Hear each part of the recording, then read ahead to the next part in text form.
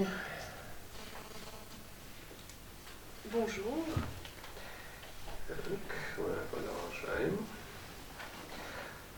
изучение Ламримон. Это у нас основа пути, рассмотрение свободы, благ, то есть положительных качеств человеческого рождения. Et donc nous en sommes à la partie, nous continuons l'étude du Lamrim et nous en sommes arrivés à la partie qui traite d'une existence humaine dotée de liberté et d'attributs, et en fait sur le sens d'une bonne renaissance. Так, мы на пяти субъективных или вообще на благах остановились? Мне кажется, на пяти субъективных у меня записано. До благ дошли.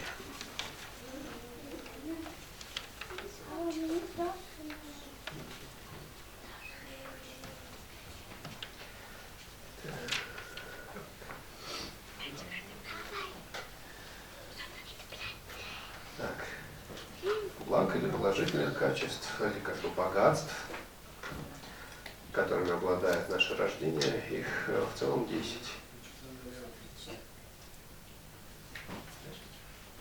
Это я пока не читаю. Ah. Donc les attributs qui nous permettent d'avoir une bonne renaissance humaine, ils sont au nombre de 10. То есть в целом получается вместе с 8 свободами это 18 как бы, качеств, которыми обладает наше рождение, в силу которых наше человеческое тело можно назвать драгоценным человеческим телом. Et donc avec les 8 libertés dont nous avons parlé la dernière fois, il y a encore 10 attributs qui nous permettent justement, qui donnent cette valeur à cette renaissance humaine et qui font le sens de cette renaissance avec ce corps humain.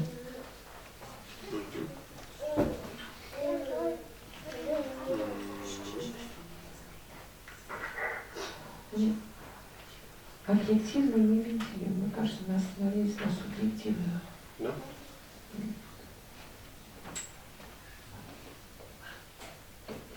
У меня так записано. Да? Ну да. И отсутствие 8 несвобод, это 8 свобод получается. И наличие же 8 вот этих положительных качеств, это 8 благ. Ой, 10. А из них первые 5 это субъективные блага, то есть связаны, собственно, с нами лично. Et donc, on a ces 8 non-libertés qui en fait se transforment en 8 libertés pour nous, et ces 10 attributs. Donc parmi ces 10 attributs, on a 5 attributs personnels ou 10 subjectifs qui nous sont reliés directement. Итак, а теперь вторая пятерка это 5 объективных благ, то есть блага или положительные качества в целом связанные со временем или эпохой, местом рождения.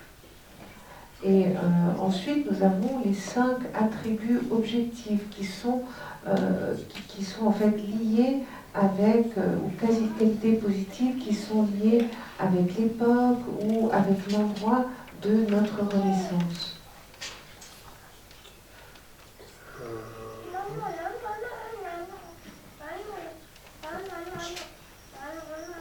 Учитель по имени Асанга в тексте уровня Шравак описывает это как бы 2 строчками. То есть просто перечисляет. Это приход Будды, преподавание, то есть преподавание Будды, что Будда преподал священную дхарму, пребывание учения, приобщение к нему последователей и милосердие. Et le maître Asanga, dans son ouvrage intitulé Les terres des Shravaka, a décrit ces 5 attributs de la manière suivante. Le Bouddha est venu, il a enseigné le Dharma, les enseignements perdurent, il existe des êtres qui les suivent et le sentiment de compassion.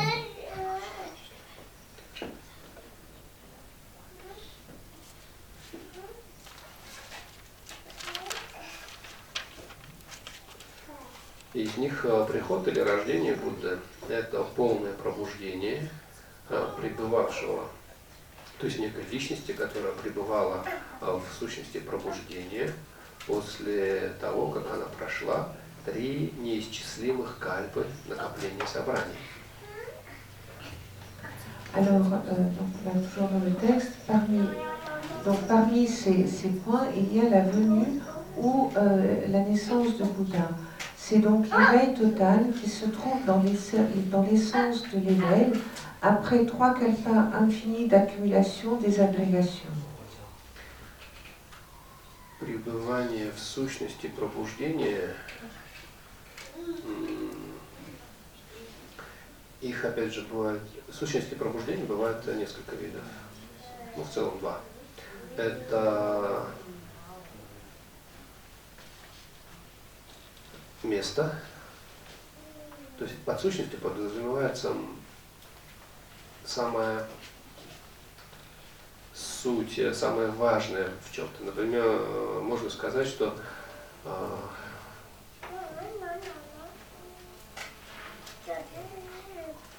как бы масло, которое мы извлекаем из молока, получается, что это масло было сутью, как бы, то, что мы выделяем, остальное уходит в отход, а вот самая суть была в виде масла, была получена.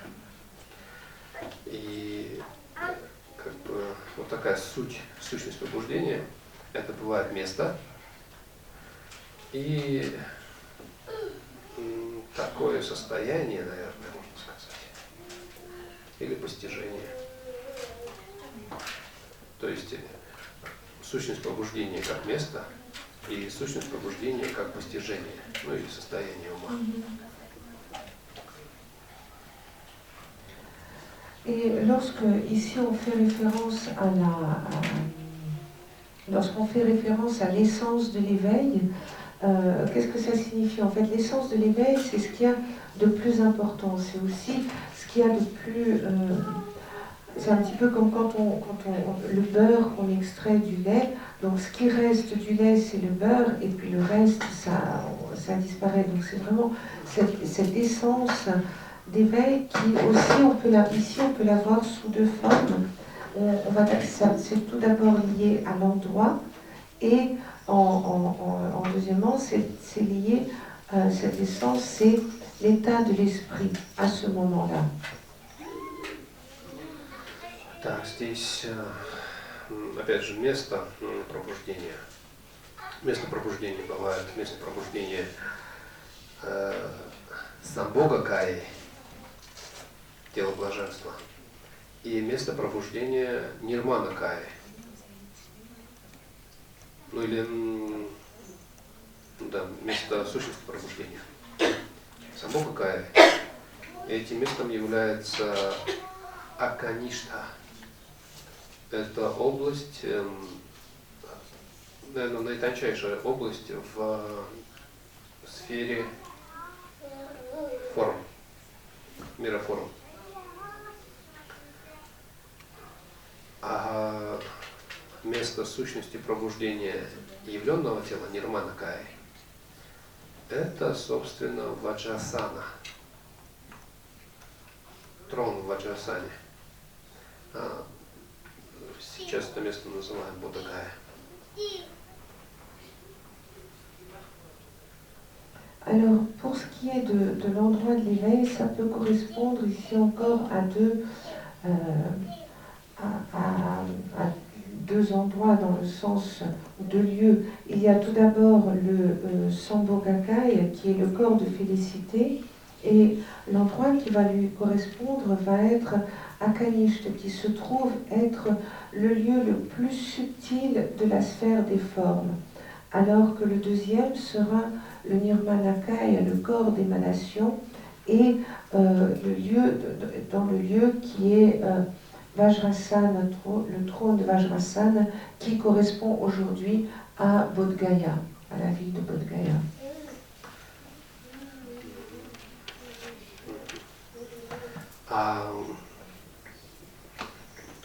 Сущность пробуждения как постижение или состояние ума, это, собственно, и есть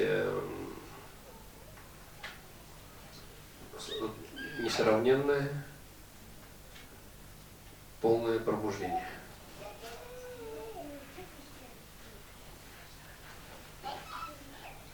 Alors que l'essence de l'éveil comme état d'esprit, c'est l'éveil entier et inégalable. Ну, если относительно места у нас, нам это относительно легко понять. То есть есть какие-то места, которые не являются сущностями пробуждения. Вот любое другое место, которое мы можем только представить, кроме этих двух. А пробуждение, то есть получается, если несомненное полное пробуждение является сущностью пробуждения, то значит есть какие-то пробуждения, которые не являются таковыми сущностью пробуждения. Такими являются пробуждения или бодхи, состояние бодхи шраваков и пратикабут. Несравненное пробуждение имеется в виду пробуждение совершенного Будды. Он тоже является архатом, но архатом Махаяны. И это состояние называется сущностью пробуждения.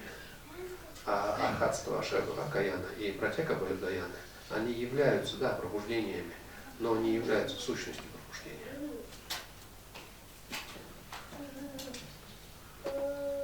Donc en fait, c'est vrai que pour l'endroit, c'est assez facile à comprendre. Il y a des endroits dans lesquels on peut atteindre l'éveil et les autres pas. Par contre, pour ce qui est de l'éveil entier et inégalable, là, c'est un petit peu différent. Il faut se dire que l'éveil entier et inégalable, c'est l'essence de l'éveil. Donc ça, c'est l'éveil de Bouddha. Mais si ça, c'est l'essence de l'éveil, ça veut dire qu'il y a d'autres éveils qui ne sont pas l'essence de l'éveil. Et là, ça peut correspondre à l'éveil ou à l'état de Bodhi des Shravaka et des Pratikabhuta. Parce que l'éveil de Bouddha, c'est ce qui correspond à l'éveil de la reine du Mahayana. Et en cela, c'est vraiment cette essence de l'éveil entier et inégalable.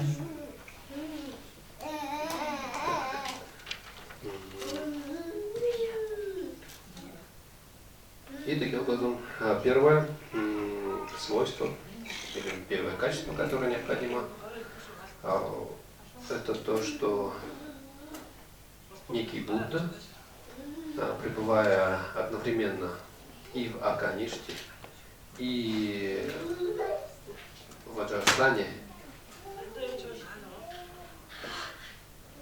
пережил состояние истинно совершенного, полного, несравненного пробуждения.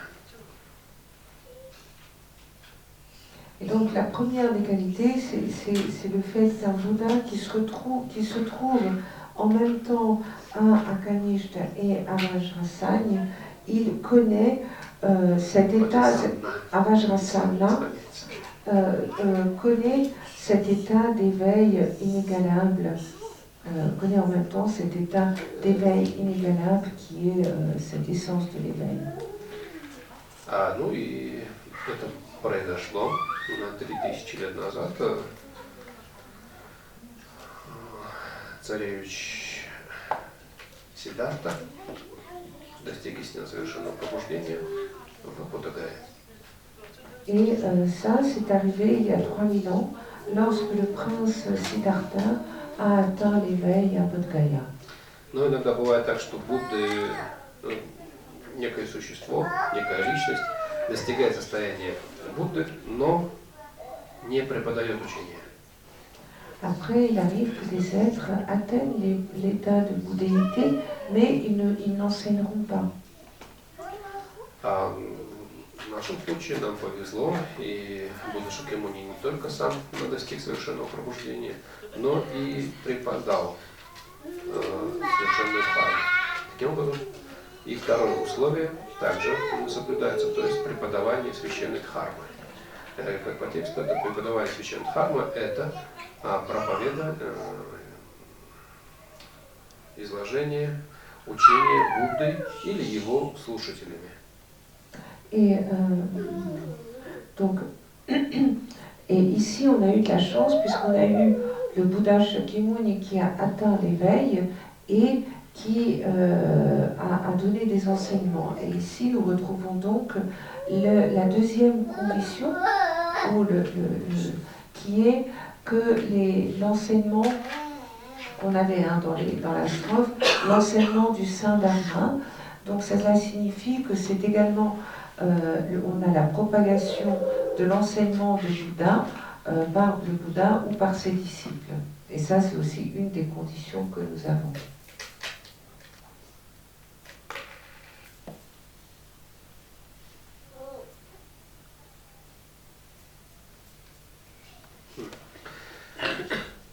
И опять же бывает, что Будда пришел в этот мир, Будда даровал учение, но это учение очень быстро угасло и утерялось. В нашем случае нам опять же повезло в том, что это учение не угасло, не потерялось, и таким образом соблюдается третье качество. То есть пребывание учения. То есть это отсутствие, упадка практической дхармы, благодаря тому, что Будда, слово благодаря тут не нужно.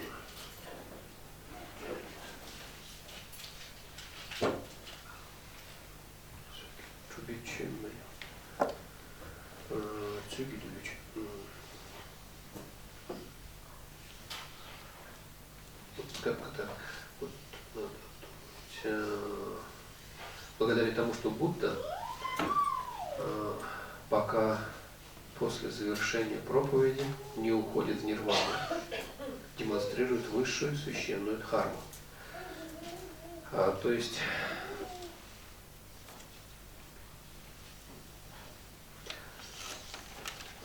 Будда пока пребывал в нашем мире, в том промежутке, пока он, то есть между достижением пробуждения в сущности Бодхи, то есть Ваджасани, до демонстрации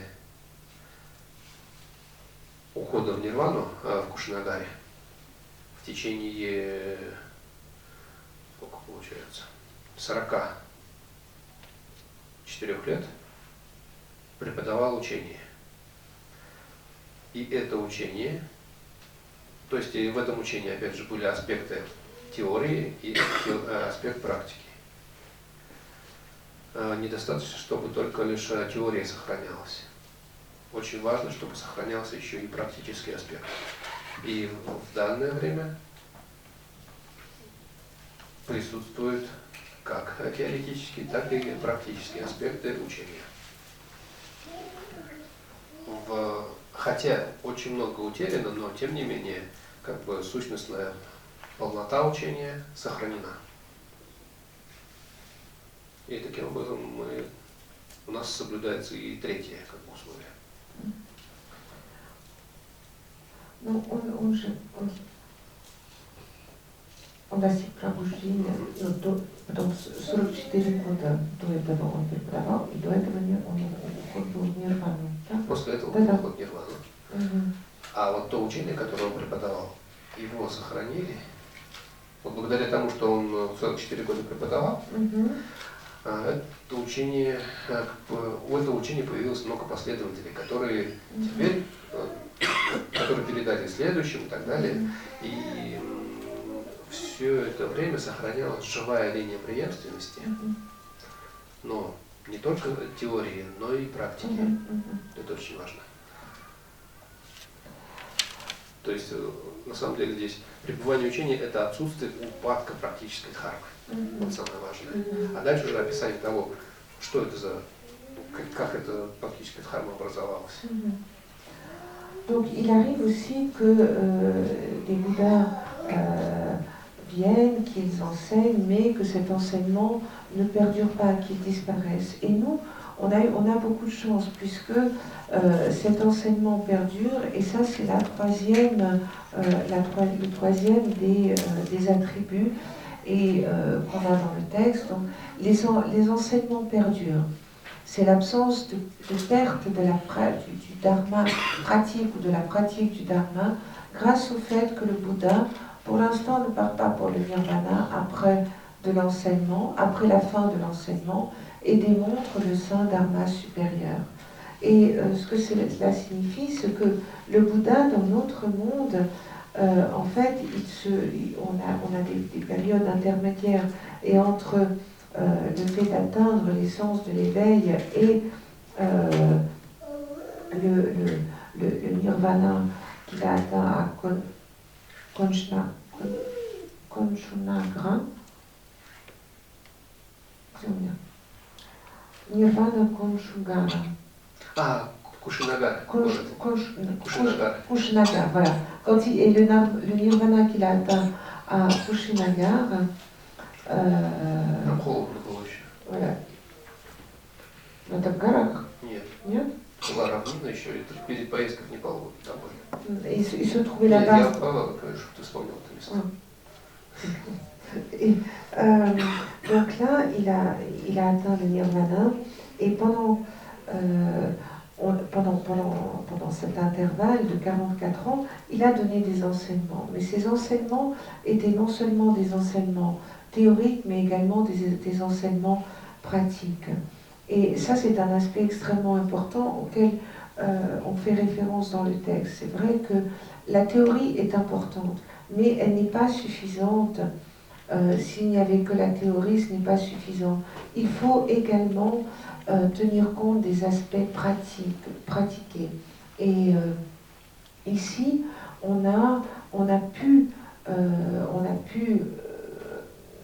on peut perdurer et l'aspect théorique et l'aspect pratique de l'enseignement.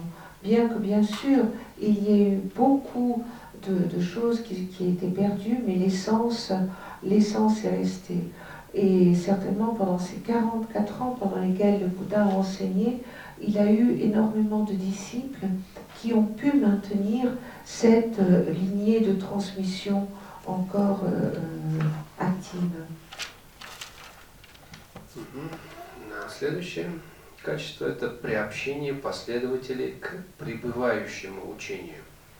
То есть приход других существ к прибежищу священной дхармы вследствие осознания, что сей, осуществивший дхарму, некто, предположим, Илостишта Далай-лама, способен ясно, в соответствии со своим осуществлением этой дхармы, демонстрировать ее качество. Демонстрировать вообще эту дхарму, объяснять эту дхарму. Et après, la quatrième, le quatrième attribut, c'était il existe des êtres qui le suivent. Et cela signifie qu'en fait, c'est le fait que d'autres êtres prennent refuge dans le saint Dharma après avoir pris conscience que celui qui a réalisé le Dharma l'a fait de manière claire, comme par exemple sa sainteté le Dalai Lama, et qu'il peut le démontrer en accord avec la réalisation. Милосердие – это предоставление монашеской одежды и прочих благ дарителями и милостынедателями. То есть в миру все еще находятся люди, которые помогают монашеской общине. Et le cinquième attribut, c'est la compassion. Et donc toujours dans le texte, c'est le fait de donner des habits de moine et autres bienfaits aux donneurs et à ceux qui font l'aumône. Et en fait, ce que ça signifie, c'est que dans ce monde, il y a encore des gens qui soutiennent les moines. Поскольку эти 5 связаны с другими, то есть они не являются нашими личными качествами, а скорее качествами, обстоятельствами, в которых мы находимся, и служат благоприятными условиями, дальше я по тексту пошел, благоприятными условиями практики дхармы, их называют объективными благами.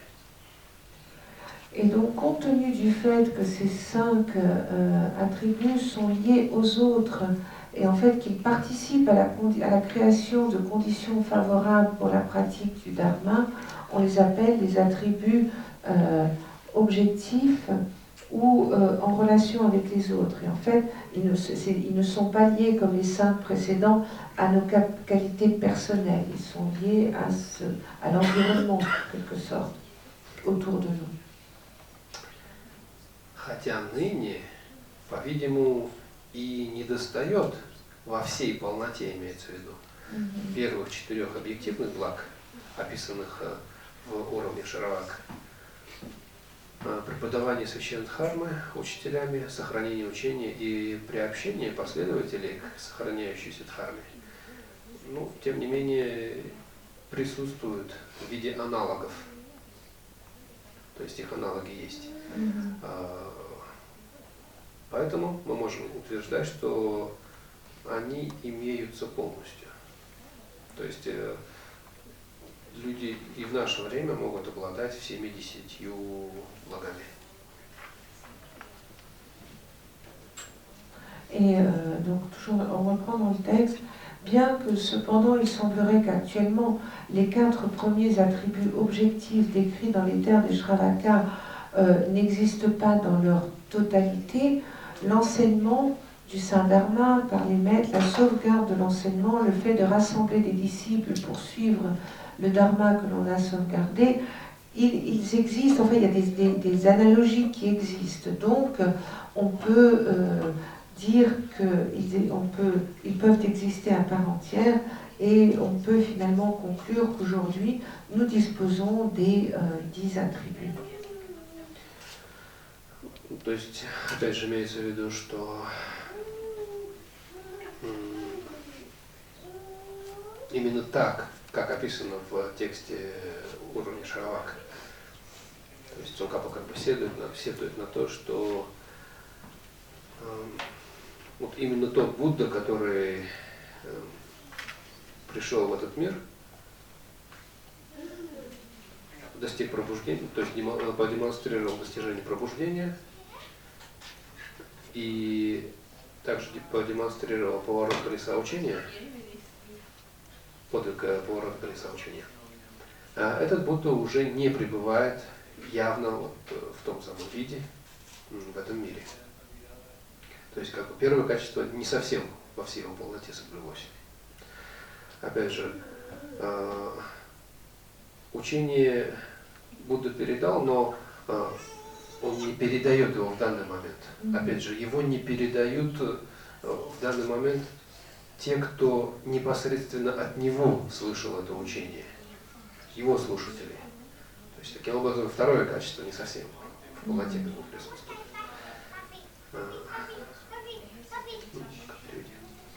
Et donc ce que cela signifie, c'est que par exemple ce qui est décrit dans les terres des Shravaka, que le Bouddha est arrivé dans ce monde, qu'il a atteint l'éveil et qu'il a fait tourner la roue du Dharma, eh bien ce Bouddha qui a fait ça, il n'existe plus aujourd'hui.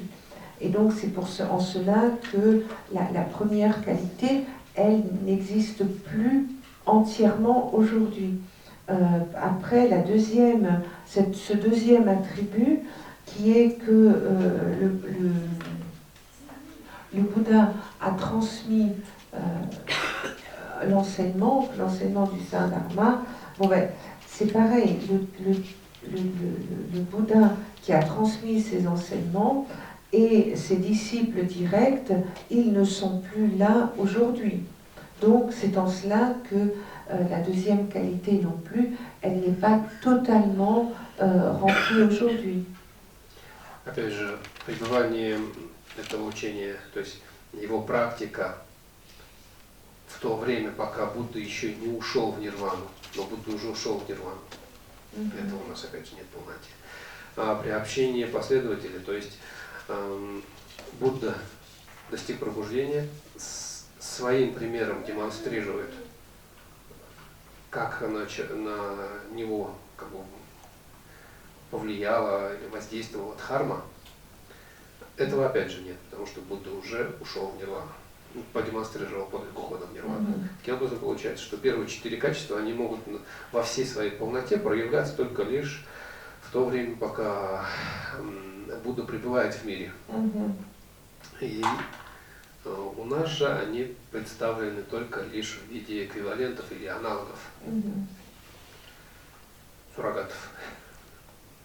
Et donc c'est pareil pour ce qui est du quatrième, du point que les enseignements perdurent et qu'il existe des attributs suivants, c'est pareil, puisque là dans le texte on parle du moment lorsque le Bouddha n'avait pas encore atteint le nirvana, et qu'après, lorsque le Bouddha a atteint l'éveil et qu'il nous a montré l'exemple de ce que à quoi le Dharma pouvait aider à arriver, eh bien maintenant, c'est pareil, c'est quelque chose qu'on ne peut plus voir, qu'on ne peut plus connaître directement dans ce monde, puisque le Bouddha est déjà parti dans le nirvana.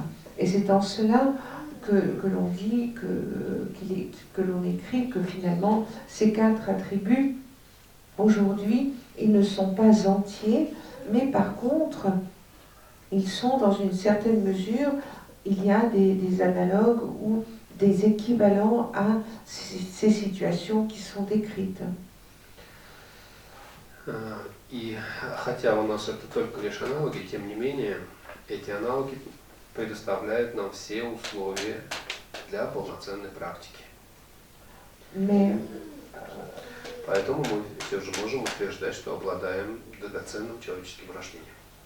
Et en fait, bien sûr, ce sont des situations équivalentes ou analogues que nous connaissons aujourd'hui, mais néanmoins, ces conditions nous donnent absolument toutes les conditions qui nous permettent de pratiquer le Dharma de manière tout à fait satisfaisante.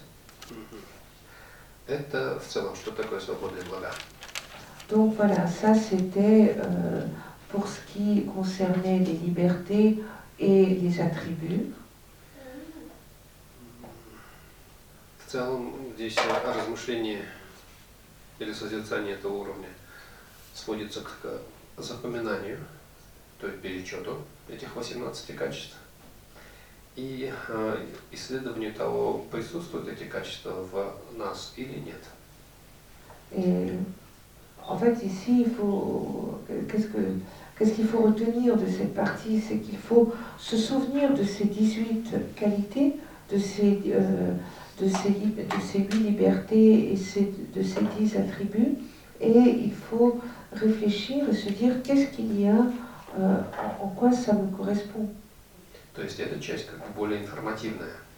Et cette première partie, elle était plus informative. А следующее это уже не только информативная, но и как бы созерцательная часть.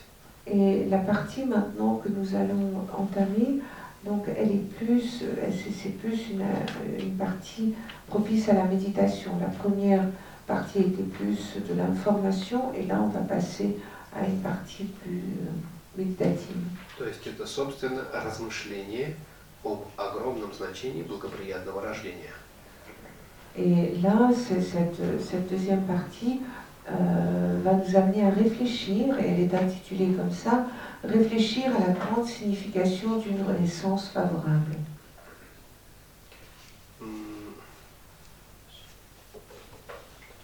То есть эта часть будет призвана как бы побудить нас почувствовать, что мы в данный момент схватили не синичку, то есть мы не синичку держим в руках, а вот, собственно, журавль, который в небе должен был летать, он в наших руках. Просто я обыгрываю эту пословицу или поговорку, ли лучше синица в руках, чем журавль в небе. Что-то подобное. То есть в данный момент у нас то, что нам обычно кажется более ценным, вот это самое, то, что обычно кажется более ценным, оно в данный момент находится в наших руках. И когда мы это осознаем, то есть в результате созерцания над следующей главой мы осознаем, что вот у нас в руках нечто очень важное, ценное. Дальше мы будем уже размышлять над тем, что это важное, ценное, оно может потеряться. И тут уже у нас появляется, то есть сначала мы поняли, что это что-то важное, ценное, а потом у нас элементарная жадность начала появиться, потому что нужно сделать все для того, чтобы не потерять это. И, собственно, вот эти размышления, они приведут нас, должны привести нас или побудить, наверное, к началу практики, уже серьезной практики. То есть размышление о ценности – это размышление о свободах и благах, то, что дальше будет. А размышление о том, что ценность можно потерять, это размышление о непостоянстве и смерти. Это еще чуть дальше будет, следующее. Et donc ici, c'est vrai qu'on va arriver dans cette partie à réfléchir. Il faut se rendre compte que, en fait, on a quelque chose de précieux. On est en possession de quelque chose de très précieux et qu'il vaut toujours mieux réfléchir en termes de... Il vaut mieux avoir un tien que deux, tu l'auras toujours. Et ici, les libertés et attributs dont on a parlé, il faut se rendre compte que c'est quelque chose d'extrêmement précieux que l'on a entre nos mains, dont on dispose. Et après, on va se rendre compte que cette chose qui est tellement précieuse, on risque de la perdre. Et c'est pour cela qu'il faut tout faire pour pouvoir garder cette vie qui est si précieuse.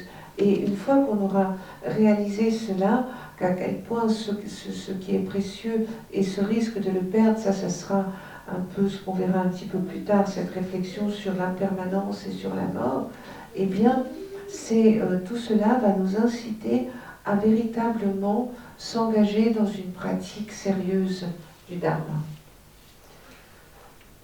Итак, размышления об огромном значении благоприятного рождения. Если, попав в счастливый удел, мы не занимаемся подлинной практикой дхармы для созидания постоянного счастья, то уподобляемся животным, ибо стремление к счастью и страдания, избегнуть страдания в этой жизни имеется и у животных. Ведь в послании к ученикам сказано: «Слотенок, соблазнившийся пучком травы, растущей на краю обрыва, так и не съев травы, летит ко дну. Вот так и тот, кто жаждет обрести мирское счастье в этой жизни». Et donc là, on reprend dans le texte, donc réfléchir à la grande signification d'une renaissance favorable. Si, en vous étant retrouvé dans une situation heureuse, vous ne vous adonnez pas à la véritable pratique du Dharma afin de créer le bonheur véritable, alors vous serez semblable à des animaux, car l'envie d'être heureux et le fait d'éviter les souffrances de cette vie sont aussi propres aux animaux. Et dans la lettre à un disciple, il est écrit: « Tout comme l'éléphanteau attiré par une touffe d'herbe poussant au bord d'un ravin escarpé, s'échine à l'atteindre, mais manque son but et tombe dans le précipice, aussi désirons-nous à tout prix le bonheur de cette vie. »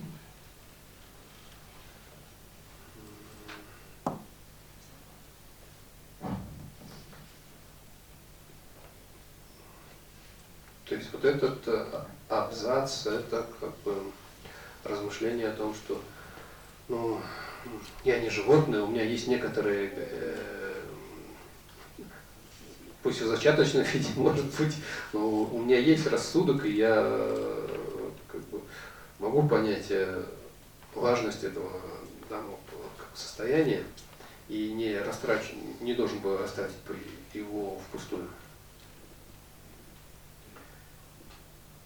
Et ici, ce que ça signifie, c'est que, en fait, on se dit qu'on est différent d'un animal et qu'on a quand même un embryon de réflexion dans notre tête et que cela nous permet de comprendre à quel point l'état dans lequel on est important et qu'on va essayer de ne pas dilapider cette chance.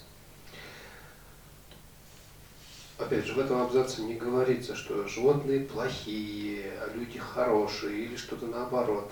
Здесь просто говорится, что у одних есть такие способности, у других эдакие способности.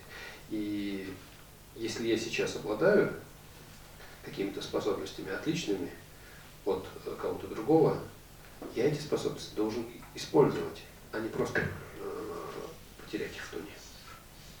Et ici, ça ne veut pas du tout dire, il n'y a pas de jugement qui est porté sur le fait que les animaux, ils sont bien et les hommes ne le sont pas, ou vice-versa. Il n'y a pas du tout de jugement sur les capacités ou les qualités des uns et des autres.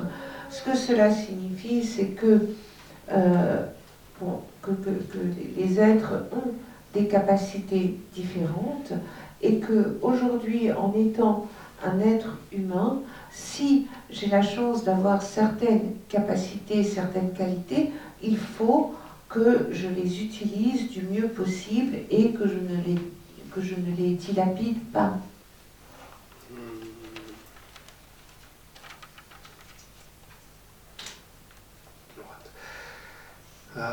Дальше это о том, что и боги хотят этого состояния. Поскольку не всякое жизненное положение годится для практики дхармы, а в особенности для пути Махаяны, необходимо такое положение, как описано в послании к ученику, где говорится: пути такого, что находит человек, чье положение пути сугат опора, родившийся вести существ и сильных духом, ни боги не найдут, ни асуры, ни наги, ни птицы, знания хранящие Гаруды, ни пресмыкающиеся и ни кинары. Пресмыкающиеся это тут на самом деле имеется в виду те, кто ходит склонившись, то есть на четвероногие. Мы в прошлый раз об этом говорили. И во вхождении в чрево, это сутра такая говорится: хотя родившись человеком, испытаешь безмерные страдания, это лучшее место. Его трудно найти даже за миллионы кальп. Когда божество умирает, другие боги говорят: желаем тебе обрести счастливый удел. Счастливый удел – это человеческий мир. Donc là, on reprend dans le texte. Здесь почему-то они вот по-французски перевели Гаруда, а потом они перевели как бы милые духи, хитрые духи или змеи. У них вот боги, нага, полубоги, немножко по-другому. Потом Гаруда, духи, comparaison de traduction.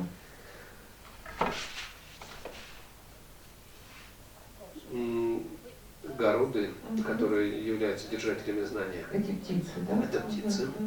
Затем Миамджи – это нелюдь. Затем Доче – это опять же особый вид нелюдей.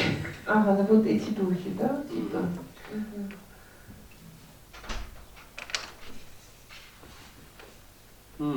Здесь ничего не говорится про пресмыкающихся.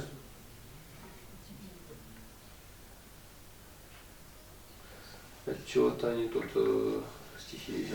Поэтому здесь точнее, да, получается по-французски. И потом змеи у них. Змей я тут не вижу. Здесь под змеями они, возможно, имеют в виду нагов? Нет, наги они уже... Наги есть отдельно. Да, отдельно. В общем, все, что есть, это Гаруды. Миамчи – это как бы это некие духи, которые прикидываются людьми, не люди. И доче – это, опять же, пузатые духи, как бы. Но это не имеется в виду, они все относятся к голодным духам, но это как бы духи пожиратели, что ли. Все, больше никого нет. Змей мы убираем. Ну, в общем, этого пути нет у богов, нет у нагов, его не находят ни наги, ни асуры, ни Гаруда, держатели знания, Видьядхары, ни вот эти миамчи, как бы люди, которые людьми прикидываются, и дочери пузатики. Все, больше никого. Donc là, on reprend, il y avait des différences entre les deux traductions et donc la Ratengon a été vérifiée dans le texte tibétain. Donc ça y est, on l'a. Donc on reprend dans le texte et en fait on verra que pour les dieux aussi c'est pas si facile que ça. Et donc étant donné que la pratique du dharma n'est pas donnée à toute forme de vie et particulièrement pour ceux qui s'engagent sur le chemin du Mahayana, il est indispensable d'avoir les prérequis suivants. Et dans la lettre à un disciple, il est écrit que seule une existence humaine vous permet d'obtenir l'esprit le plus puissant. C'est la base du chemin des Sugata qui conduit tous les êtres à la libération. Ce chemin demeure inaccessible aux dieux, aux nagas, aux asuras, aux demi-dieux, aux garudas qui sont les oiseaux qui gardent les enseignements, aux esprits qui font semblant, qui ont une apparence humaine, et aux esprits affamés. Et dans le sutra de l'entrée de la matrice, il est écrit « Même si l'on doit faire face à d'innombrables souffrances dans une existence humaine, elle est malgré tout la meilleure des situations. Elle est difficile à obtenir, même en 10 millions d'ères cosmiques. À la mort d'un des leurs, les autres dieux prient pour lui. Puisses-tu aller vers une heureuse destinée? Et cette heureuse destinée est une naissance sous la forme d'être humain. »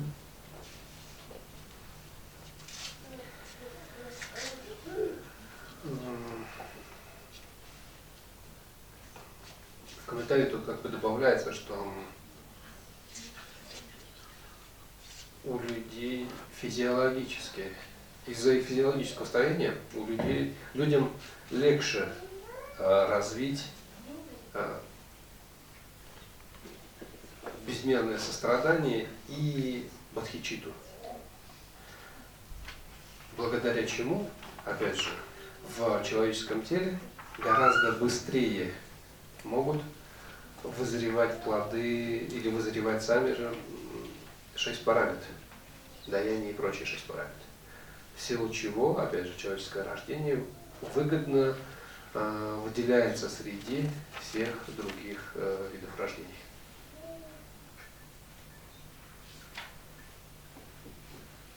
Et dans les commentaires, il est dit qu'en fait, les êtres, les humains, de par leur physiologie, pour eux, c'est beaucoup plus facile de faire naître ou de ressentir en eux la grande compassion ainsi que la bodhicitta. Et les êtres humains sont aussi ceux parmi tous les êtres qui peuvent développer le plus rapidement en eux les 6 paramitas. Et de même que ce sont... Последний, что вы сказали? Люди это те, которые среди всех больше всего... Лучше всего подходят для перерождения. Ну, это как бы человеческое рождение выгодно отличается от всех других для наибольшей результативности практики Махаяны. Именно Махаяны. Et c'est aussi les êtres humains qui ont la chance En fait, lorsque les humains, parmi tous les êtres, ce sont les êtres humains qui auront la pratique du Mahayana qui sera la plus productive. Вообще-то, наверное, и практики личного освобождения также возможно лишь в человеческом теле, во всей полноте, так как для этого необходимо соблюдение монашеских обетов. А монашеские обеты могут родиться только в человеческом теле.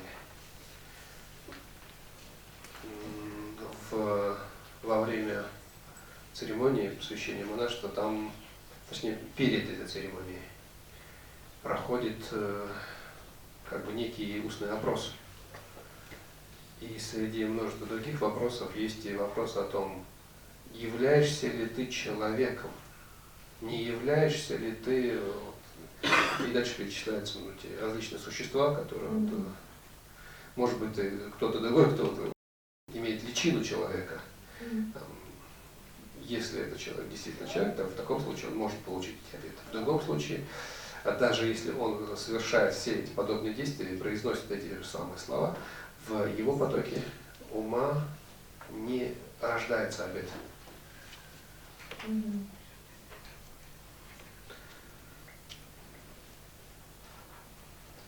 Et alors c'est vrai que dans la pratique, il y a aussi les vœux de en fait, la libération individuelle complète, elle ne peut aussi n'être que dans un corps humain, puisqu'il s'agit, il est indispensable de prendre les vœux de moine.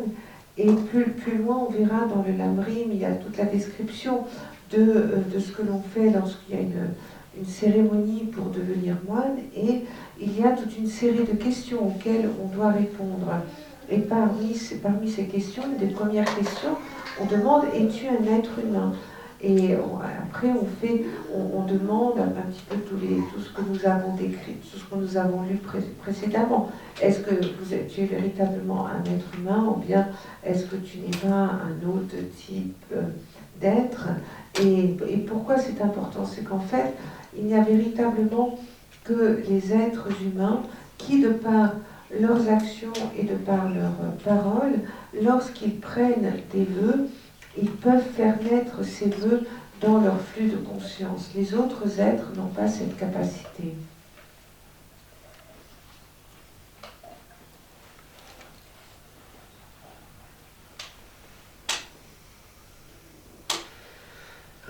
И согласно сказанному выше, даже боги стремятся к человеческому рождению. К тому же, хотя положение некоторых богов сферы желаний, обретших, практикуя путь в предыдущем человеческом рождении, огромную духовную силу и годится для первого узрения истины, из положения богов двух высших сфер впервые достичь уровня святого невозможно. Но и большинство богов сферы желаний не свободны, как указано ранее. Поэтому для начальной практики пути положения человека самое лучшее. То есть дела богов, они хороши, но уже на следующих этапах развития. Для начала необходимо все-таки человеческое тело. Donc là, on reprend dans le texte. Selon ce qui a été dit, même les dieux veulent y être dans cette renaissance humaine. De plus, bien que la situation de certains dieux du monde du désir, ceux qui ont atteint une immense force spirituelle grâce à la pratique de la voie lors de leur précédente renaissance sous forme humaine, donc bien que cette situation soit adéquate pour atteindre le premier niveau de la vision, eh bien, en ce qui concerne les dieux des mondes de la forme et du sans forme, cela, il leur est impossible d'atteindre le chemin de la vision. De plus, la majorité des dieux du monde du désir ne sont pas libres, ainsi que nous l'avons décrit plus haut. Et c'est pour cela que la pratique initiale de la voie, c'est pour cela que pour la pratique initiale de la voie, l'état d'être humain est le meilleur qui puisse être.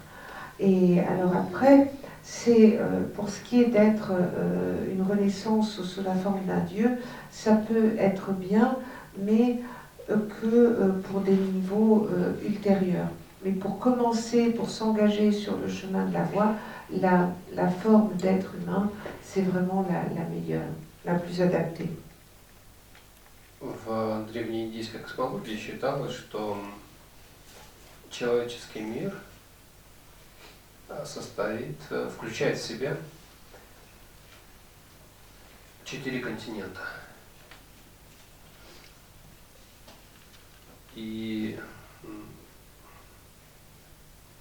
То есть, которые располагаются по 4 сторонам света, от центральной горы Сумеру. Южный называется Джамбудвипа.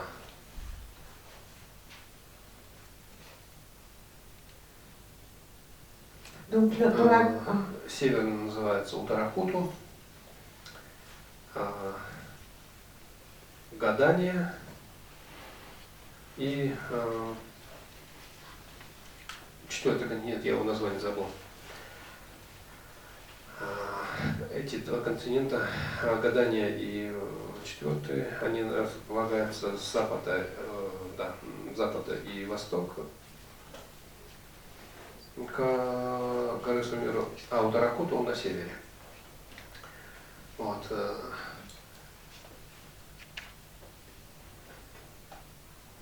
Сейчас принято считать, что вся планета Земля и есть как бы эквивалент южного материка Джамбудвипа.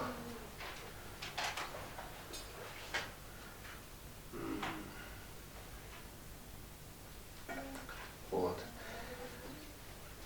В принципе, все описание того, как выглядят жители этого материка, оно вроде бы современный Homo sapiens, независимо от того, к какой расе относится, они вроде подпадают под это описание.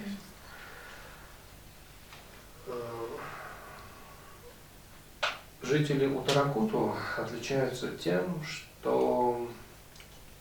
не важно, чем они отличаются. Сами отличительная черта – это то, что их жизненный срок предопределен. У жителей Джамбудвипы жизненный срок не предопределен. Они могут умереть в любой момент. И когда они умрут, они никогда не знают. Жители Утаракуту за 5 дней до их смерти они слышат как бы звук. Через 5 дней ты умрешь. Они точно знают, что через 5 дней они умрут, и они умирают через эти 5 дней. То есть у них есть как бы уверенность в завтрашнем дне, которые лишены остальные люди, а в особенности жители Джамбудвипу. Поэтому сначала Donc dans la cosmologie indienne ancienne, il y avait le monde était décrit de la manière suivante. Il y avait le mont Sumeru et il y avait 4 continents. Au nord se trouvait le continent d'Uttarakuta et au sud le continent de Jambudvipa. Et le continent de Jambudvipa, c'est celui qui correspondrait aujourd'hui, on pense, à la Terre, à notre Terre telle que nous la connaissons. Et selon cette description que l'on retrouve dans la cosmologie indienne chinoise, la description des êtres qui habitaient sur le continent de Jambudvipa ressemble assez aux êtres, aux humains qui peuplent notre Terre aujourd'hui, quelle que soit leur origine. Et ce qu'il y avait d'intéressant, peut-être la différence qui existait, principale qui existe entre les habitants du continent qui se trouvait au nord, Uttarakuta et Jambudvipa, c'est que les habitants de Uttarakuta, la durée de leur vie leur est connue. Ils savent, 5 jours avant leur mort, ils entendent des sons qui leur disent exactement qu'ils vont mourir dans 5 jours. Donc leur durée de vie, finalement, elle est connue pour eux. Alors que pour ce qui est des habitants de Jambudvipa, eh bien, eux ne savent pas ne savent pas, on ne sait pas quand on va mourir. On peut mourir à n'importe quel moment. Небо у них вроде бы желтого цвета всегда. Таракуту. Après, Ладно, не важно. Так, в целом, для начальной практики пути положение человека самое лучшее. Однако, положение жителей Уттаракуру не годится для соблюдения обетов. Поэтому хвалят 3 других континента, а более всего положение жителей Джамбудвипы.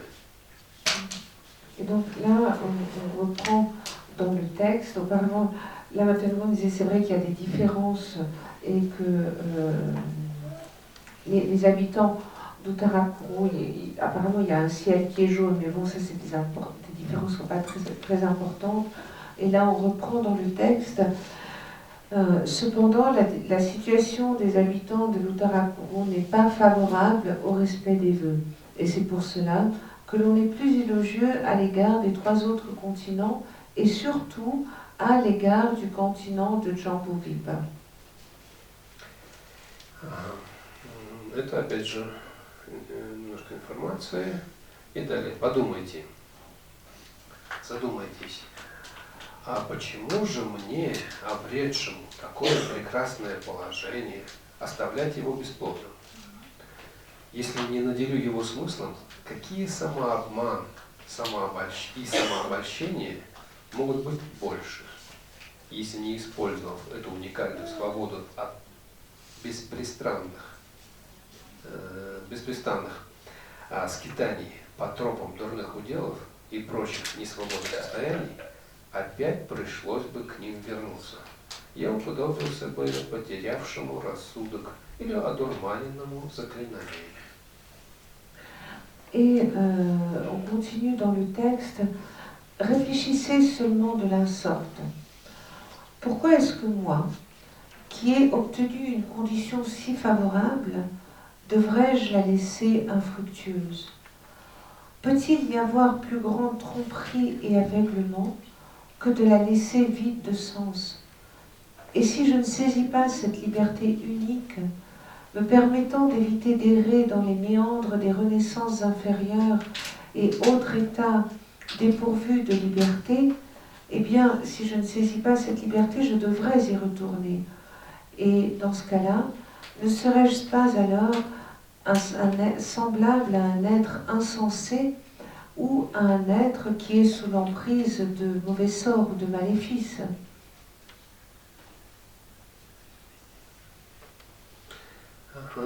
И вновь созерцайте эту и подобные мысли. Согласно сказанному Арьяшурой,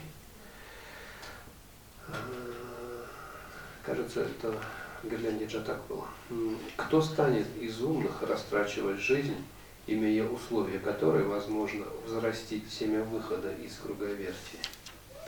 Она же является семенем превзойденного пробуждения и превосходит саму драгоценность всеисполняющую, видя до жизнь потоки достоинств строит беспрерывно. Et on continue dans le texte. Et méditer à de nombreuses reprises sur cette pensée et sur d'autres lui ressemblant, comme il est dit par Aryashura dans l'exposé semblable à un précieux réceptacle de bonnes explications.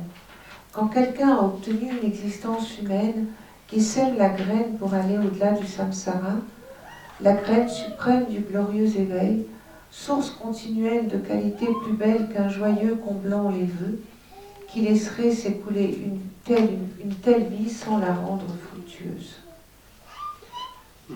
И в введении в практику, это Бодхичарья Аватара имеется в виду, если я, приобретший такую свободу, добродетелей не развиваю в себе, этот самообман всех обманов ужасней. Это глупость глупее всего. Если и осознав это раз, все же буду вновь обеспечен я по неразумию впредь, в смертный час испытаю великое горе. ибо тело обрек я на адский огонь. Да и душу, конечно, снедать будет пламя, мук раскаяния, горького о былом. Если ныне, попав в эту участь благую, в области, доступной чудом родившись, я сознательно снова в воды направляюсь, словно сбитый с пути заклинаниями, то совсем, значит, я уж рассудка лишился. Даже то не пойму, кто дурманит меня, что внутри у меня происходит. Et on retrouve aussi et Shantideva dit dans l'entrée dans les pratiques du Bodhisattva, ainsi, quand j'ai trouvé une telle liberté, si je ne cultive pas ce qui est salutaire, il ne saurait y avoir pire du prix, il ne saurait y avoir pire folie. Et si, en ayant compris cela, je continue à céder à la paresse, lorsque viendra l'heure de la mort, une immense tristesse s'emparera de moi.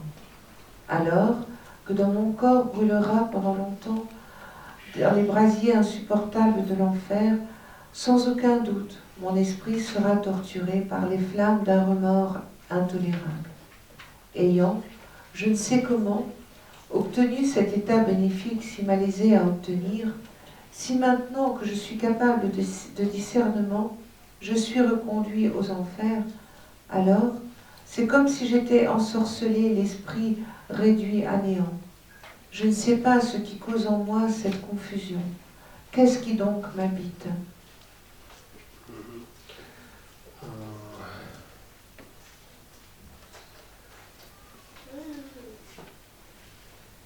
Так, у славного Атиши был ученик по имени Дромтомпа.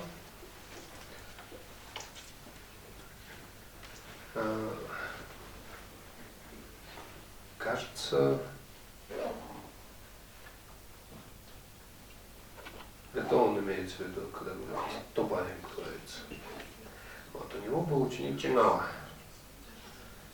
И Томпа как-то спросил Чинава: памятуешь ли о том, что обрел свободное и благое человеческое тело? Чинава этот вопрос воспринял как сущностное наставление. И каждый раз перед началом созерцания, по тексту душ, повторял слова из вхождения в срединность Мадьямакаватара. И если я не удержусь сейчас, здесь, пока буду получен и свободен, то когда я рухну в пропасть, кто ж извлечет меня, невольника, оттуда? И затем уже совершал свое созерцание. Так и вы поступаете. То есть хорошо, если перед каждым периодом созерцания, либо же перед каждой сессией своей практики мы будем тем или иным образом, теми или иными словами, может быть без слов, а просто с какими-то ощущениями, вспоминать о том, что данное состояние, в котором мы находимся в данный момент, является очень ценным, важным. И его очень грустно было бы потерять без какой-либо пользы.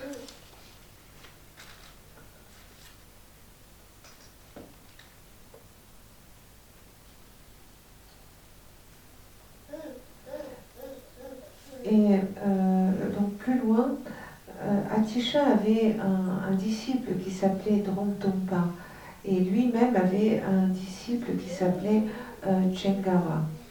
Et donc à un moment donné, on reprend là dans le texte, Dromtompa demandait à son disciple Chengawa: te souviens-tu que tu as obtenu les libertés et attributs d'une vie humaine?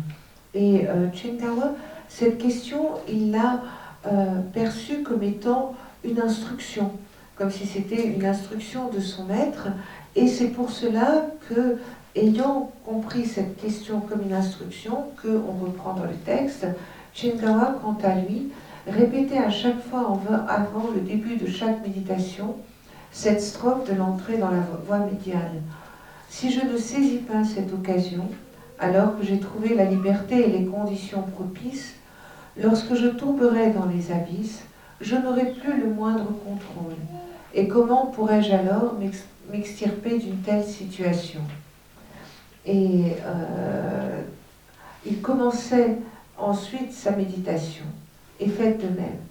Et Lama Tengnon reprend en disant avant chaque méditation, chacune de vos pratiques, ce serait bien que, en utilisant des mots ou ne serait-ce qu'en ayant des sensations, vous vous souveniez de cet état et que vous vous souveniez à quel point cet état, votre état humain, à quel point il est précieux, à quel point il est important et à quel point il serait triste que vous le perdiez sans l'avoir utilisé à bon escient, à quel point il serait triste de le perdre en le dilapidant. Чингава – это настоящее имя Чингава, я не помню. Чингава – это как бы прозвище, что ли.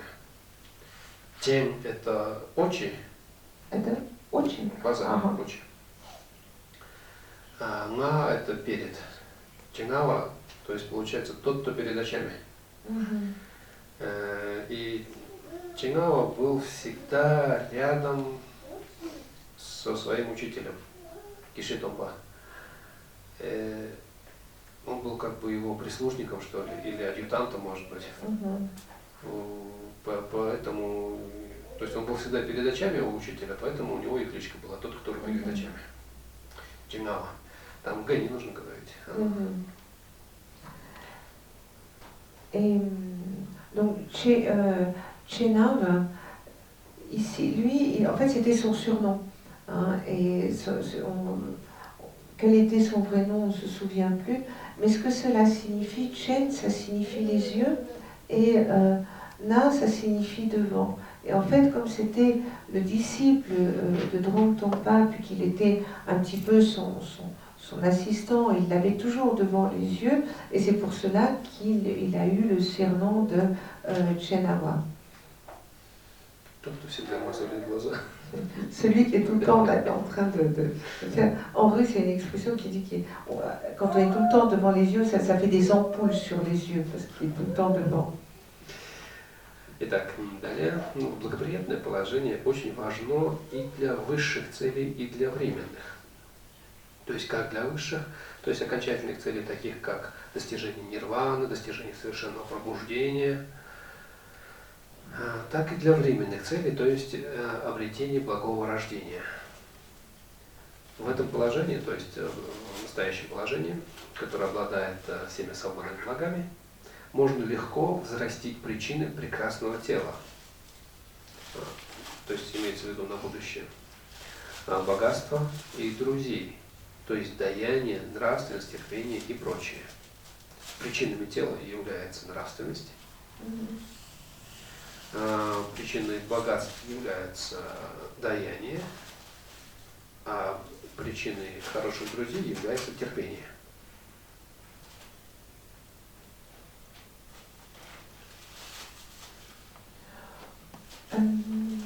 Donc on reprend dans le texte. Une condition propice est également très importante afin de pouvoir atteindre des buts élevés, tout comme des buts temporaires. Par but élevé, ici, on sous-entend l'éveil, alors que des buts temporaires, c'est une bonne renaissance. Et là, c'est un commentaire. Dans cette situation, on reprend dans le texte, il est possible de faire naître les causes dans des futures renaissances, les causes d'un corps merveilleux, de la richesse, d'amis, et à savoir les offrandes, l'éthique et la patience. Donc ce qui correspond à une renaissance, la cause d'une renaissance dans un corps merveilleux, ça va être les offrandes que l'on fait, les dons que l'on fait. La cause d'une renaissance dans un corps qui a accès à la richesse, ça va être les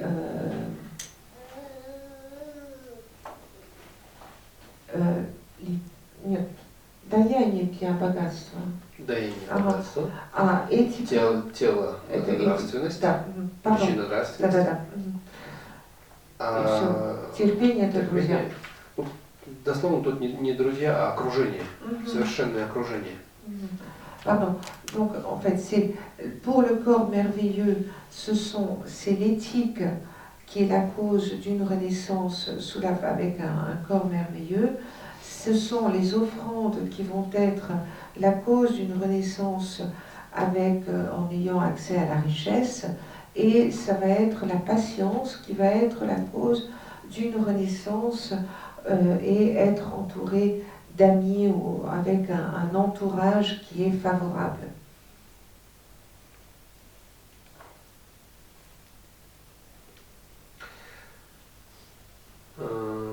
Об этом тоже подумайте. Размышляйте о том, что... Куда это об этом тоже относится?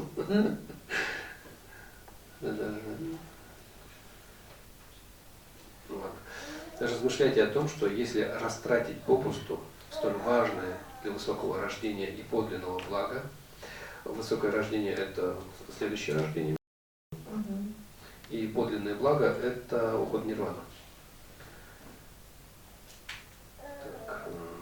Если растратить попусту важное для высокого рождения и подлинного благоположения, то есть если оставить вот это положение, в котором мы можем достичь тех и других целей, не стараясь денно и ночно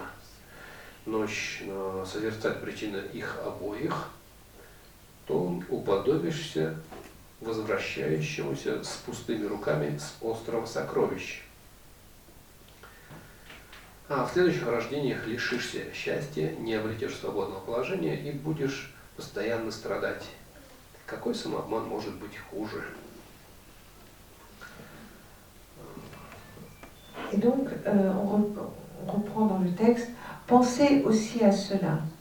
Réfléchissez au fait que si vous gaspillez une situation si importante qui peut vous permettre d'atteindre une renaissance élevée et une situation qui vous apporterait un bien-être véritable, donc ici commentaire, renaissance élevée, c'est les futures renaissances et un bien-être véritable, ça on sous-entend le nirvana. Donc, si vous gaspillez une situation si importante en ne méditant pas de jour comme de nuit sur la nécessité, le fait d'en créer les causes, eh bien, vous serez comme les navigateurs qui reviennent les mains vides de l'île au trésor. Vous perdrez le bonheur dans les vies futures, vous n'acquerrez pas une condition libre et vous souffrirez sans relâche. Et quelle tromperie peut être pire que celle-là?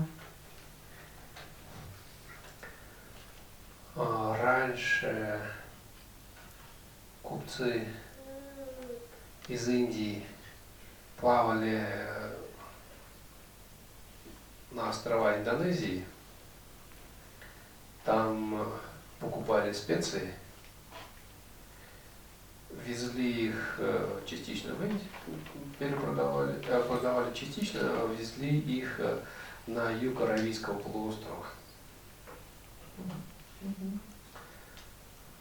Дальше уже местные купцы везли эти специи караванами или в Египет, или позже уже в Римскую империю. Там эти специи обменивались в основном на золото и серебро. И когда индийские купцы возвращались, они возвращались обычно довольно богатыми, с хорошим таким барышом. Когда их спрашивали, куда они плавали, они рассказывали всякие небылицы о том, что вот есть где-то там, в океане, волшебные, драгоценные острова, поверхность которых усыпана драгоценностями. И вот когда приплываешь туда, надо быстренько бегать и собирать эти драгоценности. К этому добавлялись всевозможные байки про каких-то чудовищ, там, о том, что какое-то определенное время необходимо для того, чтобы успеть собрать эти драгоценности, и так далее. И таким образом они конкуренцию убирали. Вот. И, возможно, благодаря этому, возможно, еще по каким-то причинам, В общем, в Индии была очень живучая легенда о том, что вот есть какие-то острова в океане, поверхность которых завалена драгоценностями. И здесь как бы и приводится такой пример, что если человек приплывает такие, каким-то образом все-таки добрался до этого острова, вот у него есть корабль, у него есть куча вот этих драгоценностей, и он вместо того, чтобы хоть сколько-то взять их, или в лучшем случае наполнить все трюмы этими драгоценностями, гуляет там, любуется видами, а потом с пустыми руками возвращается с этого острова, и как бы, ну, вот, весь социум того времени, ну, возможно, и современный социум будет называть такого человека лузером, там, глупым человеком, который имел возможности, но не использовал их, вернулся с пустыми руками. И если мы в данный момент уже не легендарно, а уже в реальности обладаем всеми этими возможностями, то есть под драгоценностями подразумеваются и ценности приходящие, и ценности окончательные, такие как совершенное пробуждение, или нирвана, или освобождение от страданий, или достижение еще каких-то состояний. Если сейчас мы, имея возможность обрести все эти благие качества и благие результаты, не приложим к этому никаких усилий, хотя бы один камешек в карман не засунем, то вот мы уподобимся этим самым лузерам.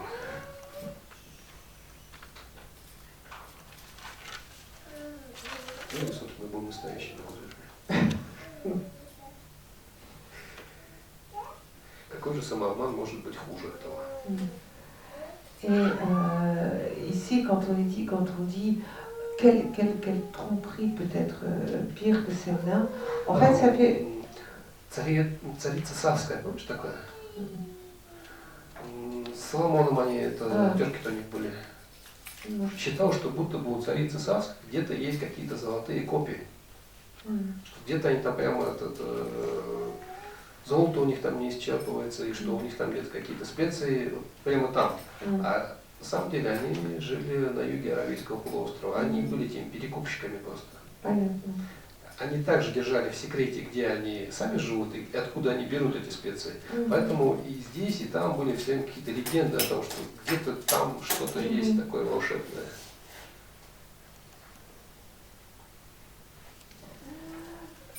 Et là, ce à quoi on fait référence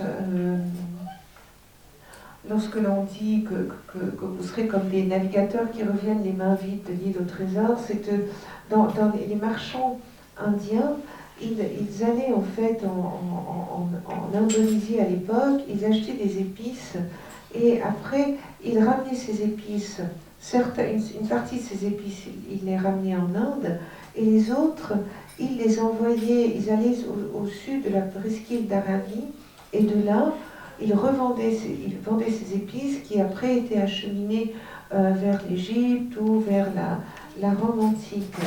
Et ces épices, elles étaient revendues à prix d'or et puis ces marchands revenaient revenaient très riches. Et puis lorsqu'on leur demandait mais où est-ce que vous avez gagné toute cette fortune, eux, ils racontaient toujours des fables et des histoires en disant que voilà, il y a une île, il y a des îles qui sont recouvertes d'or et d'argent et qu'en fait il suffit d'arriver sur cette île et puis il suffit de se baisser et de ramasser, ramasser cet argent. Et tout ça, il faisait vivre ces fables pour quelque part éviter la concurrence, que trop de personnes ne commencent à naviguer et puis ne deviennent marchands. Et en fait, en Inde, c'était vraiment une légende vivante qui existait, que ces îles au trésor qui étaient couvertes de richesses. Et c'est vrai que ici, la comparaison, c'est comme si on arrivait sur cette île qui était couverte de richesses et on se promenait sur cette île et que finalement, on retournait les mains vides.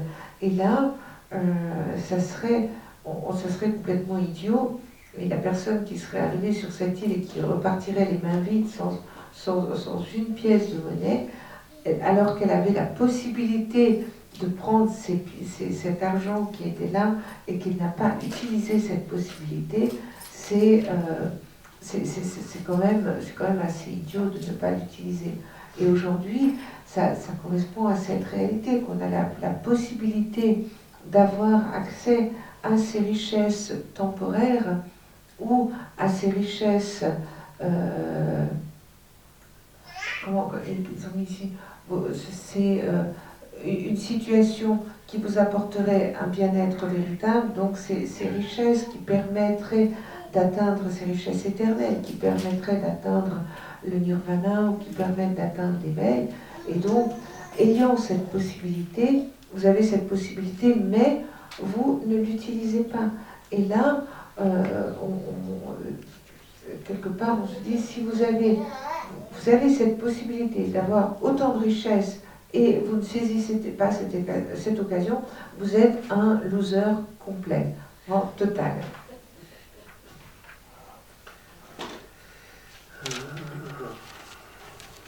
Как сказал Арья Шура,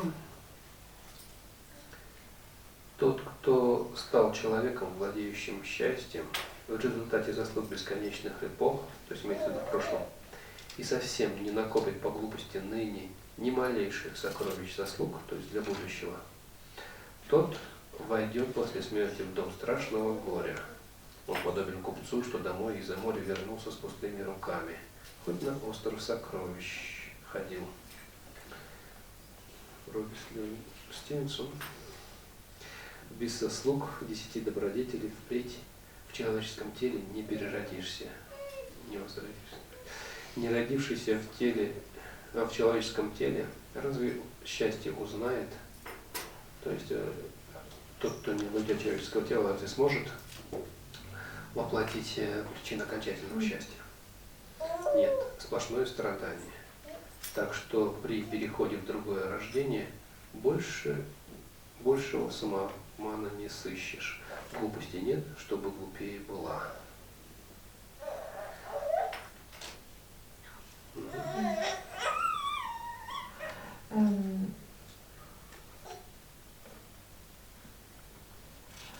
Et là, on reprend dans le texte, donc comme l'a dit Arya Shura, si quelqu'un ayant obtenu une existence humaine riche en vertus, que l'on ne trouve qu'une fois au cours d'innombrables ères cosmiques, donc ça fait référence au passé, par ignorance ne réunit pas ne serait-ce qu'un modeste trésor de mérite dans cette vie, ça a trait à la vie future, alors, dans le monde de sa prochaine existence, il entrera dans la maison de la misère inépuisable. Il est pareil à un marchand qui, ayant voyagé au pays des joyaux, s'en retourne les mains vides.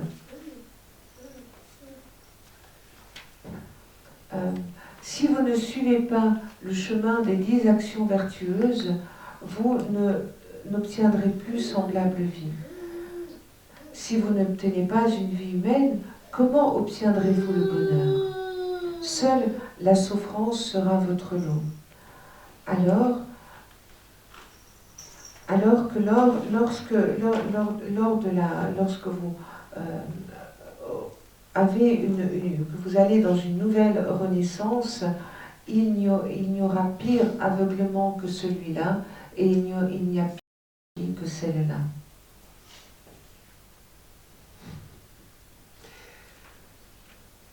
После такого размышления порождайте сильное желание наделить смыслом свое благоприятное рождение.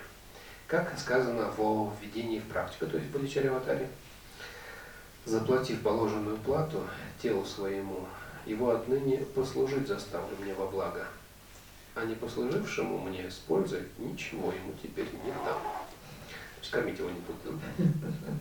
И далее. В лодке человеческого тела ты пересеки страдания реку. Будет трудно впредь добыть ту лодку. Так не спи, глупец, пока есть время.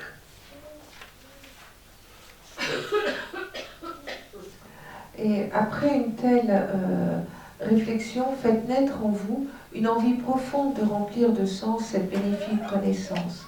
Ainsi qu'il est dit dans l'entrée des pratiques du Bodhisattva, maintenant, ayant payé à mon corps son tribut, je vais l'employer à donner du sens à ma vie. Mais si mon corps ne m'est d'aucune utilité, alors je ne lui donnerai rien. Et la Mazenbon dit, bah alors comme ça je ne vais pas le nourrir si c'est comme ça.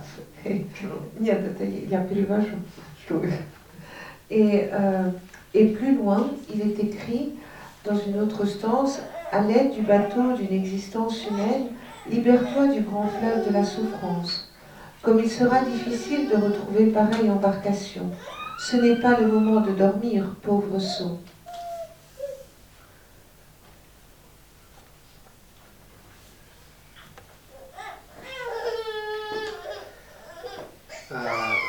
Также обдумайте сказанное Потопой.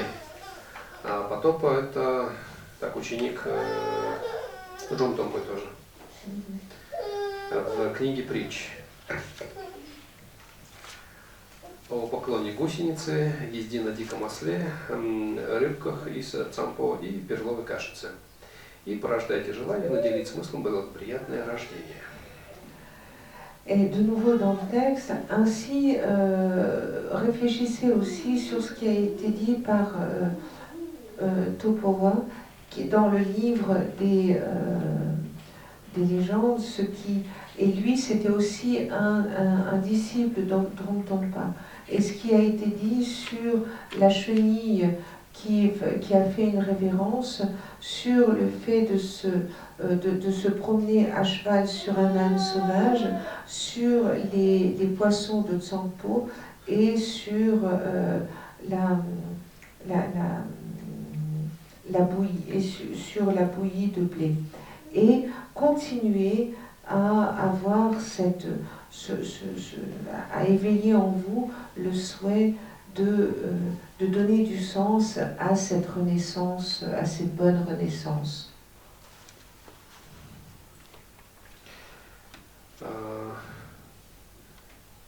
Про поклон гусеницы, там он рассказывает, что если сейчас вдруг из земли выползет червячок, ну или гусеница, сложит свои ножки.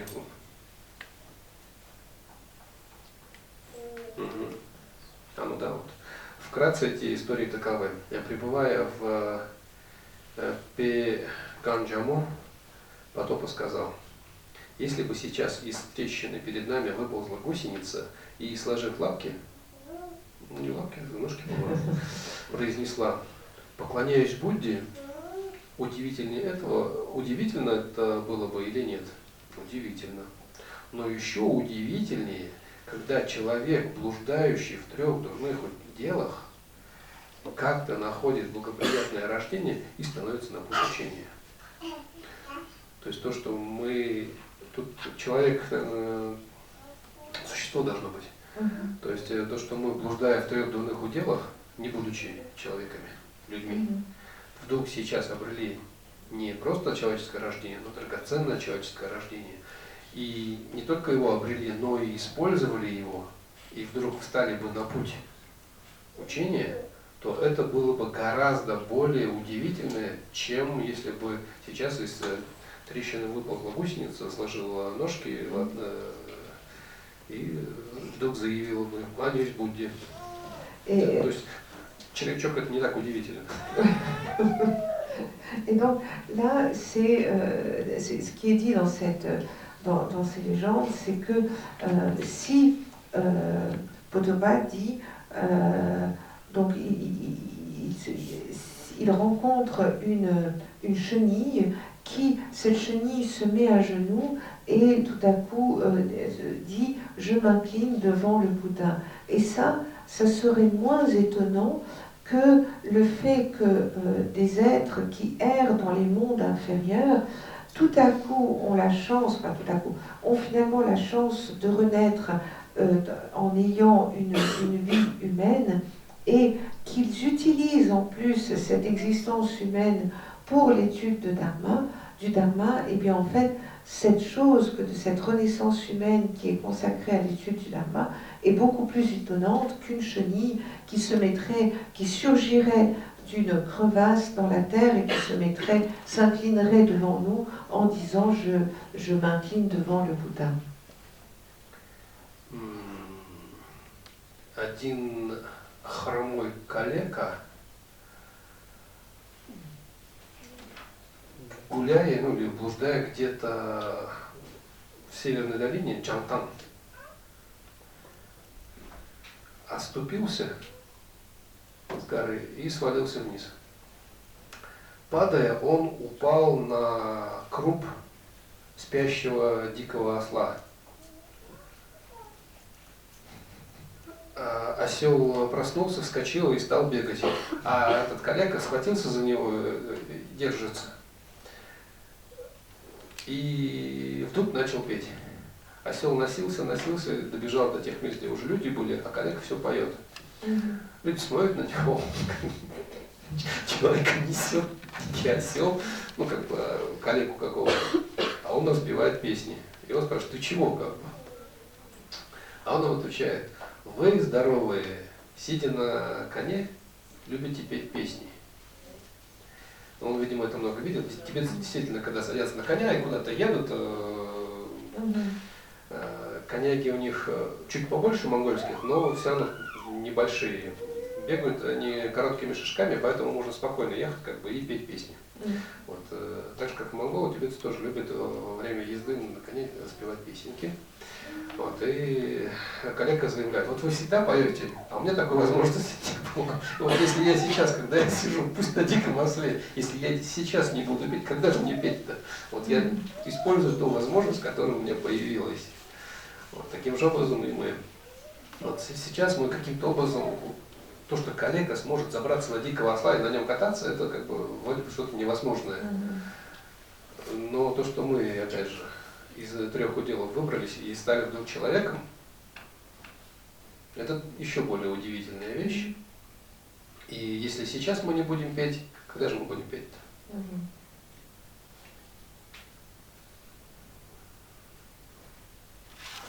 Et donc la deuxième histoire, c'est il y a un boiteux, un estropié qui se promenait dans la vallée du Jantan, dans une vallée du Nord, et qui tombe dans le précipice, et en fait, en tombant, il se retrouve par hasard sur le dos d'un âne sauvage qui était là. Et cet âne sauvage était en train de dormir, puis lui, bing, il se retrouve sur le dos de cet âne, et donc cet âne, il se réveille, donc il l'attrape, il se tient fort à la crinière de cet âne, et il commence à chanter. Et en arrivant, il continue à chanter sur le dos de cet âne, et finalement ils arrivent dans un village, et puis les gens sont tout étonnés, ils lui disent « Mais qu'est-ce que tu fais sur cet âne en train de chanter ?» Et puis l'estropié dit « Mais attendez, vous qui êtes en bonne santé, lorsque vous êtes sur le dos de vos chevaux, vous avez bien le droit de chanter. » Et c'est vrai que c'est une tradition, les Mongols comme les Tibétains, quand ils montent leurs chevaux, ils adorent chanter. Ils sont toujours en train de chanter lorsqu'ils sont sur leurs chevaux.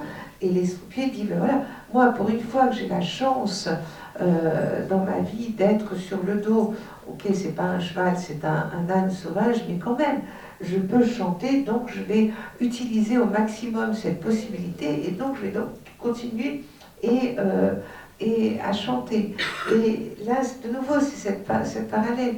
Tout comme il y avait tellement peu de probabilité que cet estropié, en tombant dans le précipice, se retrouve assis sur le dos d'un âne dormant, eh bien, le fait que nous, après avoir erré dans les mondes inférieurs, nous ayons cette renaissance humaine, eh bien, aujourd'hui, il faut qu'on chante, il faut qu'on saisisse cette possibilité qui nous est donnée de chanter. Sinon, quand est-ce qu'on le fera?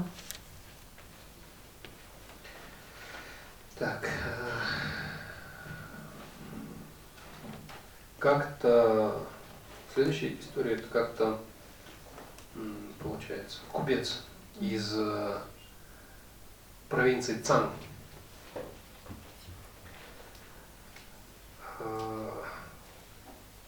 прибыл в Хасу, и там в Хасе у тех, кто принимал его, сварили уху из рыбы. А в Цанге, видимо, рыбу не ели. И вот он съел эту уху. Тут эта уха как-то ему не пошла, то ли не в то горло, то еще что. В общем, его стало очень сильно рвать.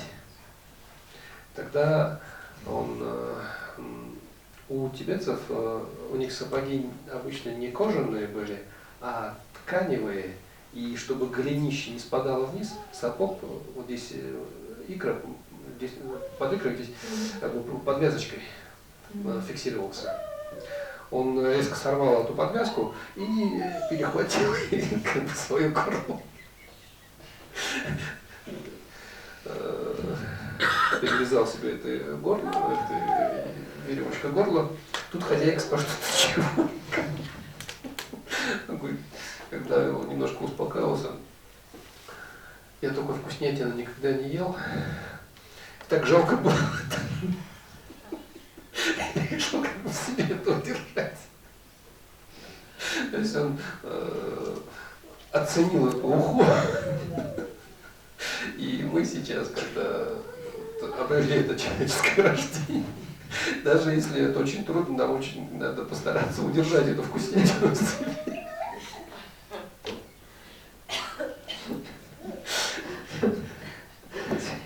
C'est un marchand de la région de Tsang qui arrive à Lhasa. Et à Lhasa, il est invité des gens qui lui font une soupe de poisson. Et en fait, certainement qu'à Tsang, dans la région de Tsang, on n'est pas habitué à manger du poisson. Et donc, il commence à manger ce poisson, puis soit le poisson est arrivé et passé dans la mauvaise gorge, et puis il commence à avoir envie de vomir. Et en fait, les Tibétains, ils avaient des bottes en tissu, et la botte, elle tenait avec un cordon, comme ça, qui était fixé juste sous le genou, en haut du mollet.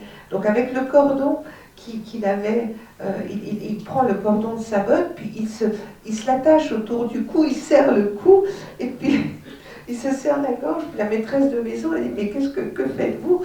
Et puis une fois qu'il avait un petit peu repris ses esprits, il dit, mais j'ai jamais mangé rien de meilleur de ma vie, donc je voulais surtout pas vomir, donc je me suis coincé la gorge avec le cordon pour éviter que la soupe ne sorte de la régurgité.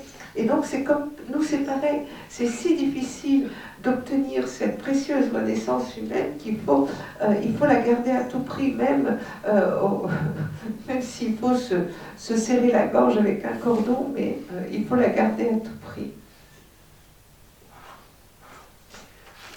Так, еще какие-то... перловая каша. Ну да, в принципе, это ржаная каша.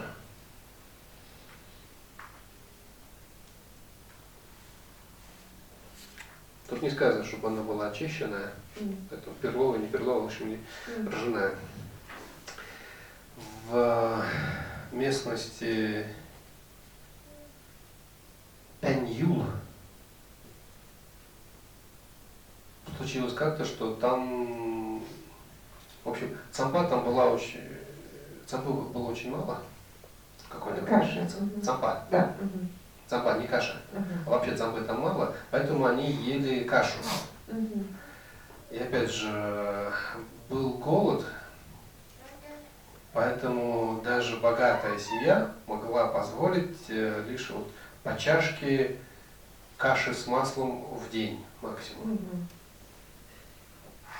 Вот. И один мальчик, то есть они сидели там, они кушают сидя на полу, как вы сейчас сидите, примерно так же столы обычно стоят друг напротив друга, иногда с одной стороны. А двери чаще всего открыты, и иногда это вообще они живут в палатке, собаки могут забегать и выбегать свободно. Вот. Вот мальчик, решив заработать себе побольше, спрятал свою цамбу у себя за спиной, поставил чашку у себя за спиной и полез в чашку к отцу, типа, вот у меня уже кончилось, мне, папа, делись. вроде бы что-то получил. И пока он это воевал с отцом и кошками там, видимо, в это время забежала собака и быстренько слопала всю кашу, которая была у него там за спиной. Мальчик обернулся, смотрит, у него чашка пустая. Ах, я столько усилий приложил для того, чтобы побольше каши получить, а тут и там как бы не больше половины ему досталось, и тут целиком всю собака утащила.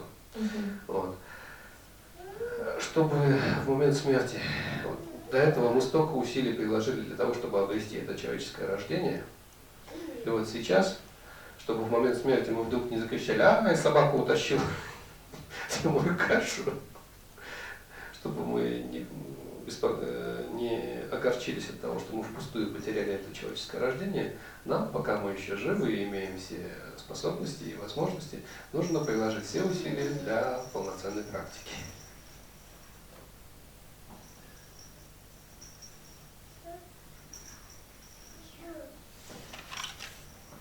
Donc là, l'histoire suivante se déroule dans la région de Tenyul, où il y avait à ce moment-là une famine, et la bouillie vint à manquer, et il y avait des restrictions que même une famille aisée ne pouvait se permettre qu'une tasse de bouillie par jour et par personne. Et donc il y a un petit garçon qui lui, et en fait les gens mangeaient un petit peu comme vous êtes assis ici, assis par terre, les uns en face des autres, et donc que ce soit qu'ils aient une maison en dur ou une tente, les portes étaient ouvertes, et donc les chiens pouvaient entrer et sortir comme bon leur semblait. Et donc cet enfant a caché sa tasse de bouillie derrière son dos, et il a été réclamé à son père en lui disant: voilà, j'ai fini la mienne, est-ce que tu peux me donner encore un peu de ta bouillie? Et donc le temps qu'il réclame, qu'il arrive avec sa cuillère, enfin bref, qu'il se batte pour prendre de la bouillie à son père, le chien, il y a un chien qui est arrivé derrière et qui lui a mangé toute la bouillie qu'il s'était mise de côté.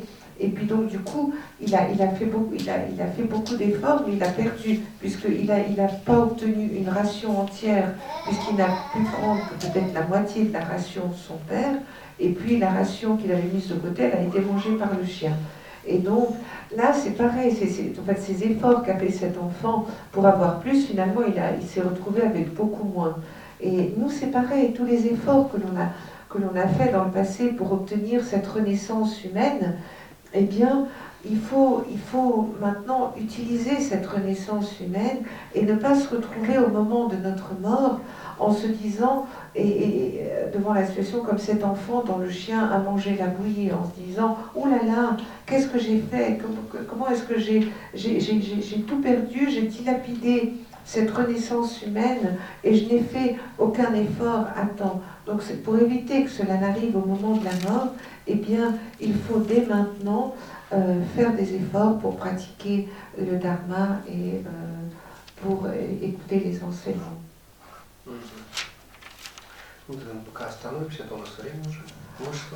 Donc aujourd'hui, nous allons nous arrêter là.